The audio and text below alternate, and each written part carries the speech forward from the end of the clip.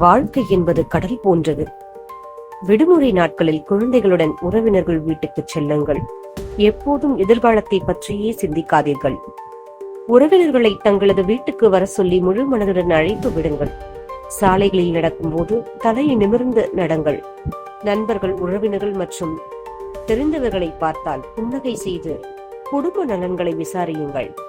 வீட்டுக்குள்ளேயே இருந்து வாழ்க்கையை கழிக்காதீர்கள். பிற்காலத்தில் உதவிக்கு யாரும் வராமல் மன நோயாளியாக ஆக நேரிடும். தங்களுடைய திறமைகள் அடுத்தவர்களுக்கு பயனுடையதாக இருக்க வேண்டும். வாரம் ஒரு முறையாவது குடும்பத்துடன் அருகில் இருக்கும் கோவில்களுக்கு செல்லுங்கள். சொத்து, தங்கம் மற்றும் பணத்தை நினைத்து டென்ஷன் ஆகாதீங்க. ஒரு நாளைக்கு 10 முறையாவது சிரிங்க.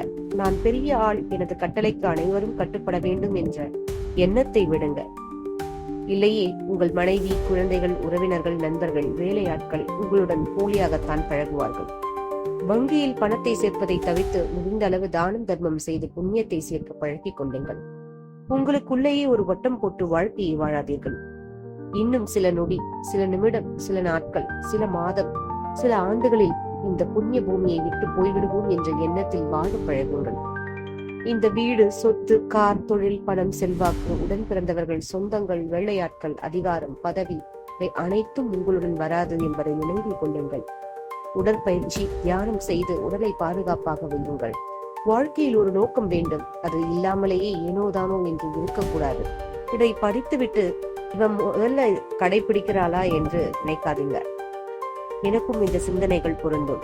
இந்த ஆன்மா பூமிக்கு வந்த நோக்கம் என்ன என்பதை தெரிந்து சிந்தித்து செயல்படுங்கள். பெண், மண், பணம், காசு, மணி போன்றவற்றின் பின்னால் அலையாமல் நல்ல மனிதனாக வாழ பழகிக் கொள்ளுங்கள்.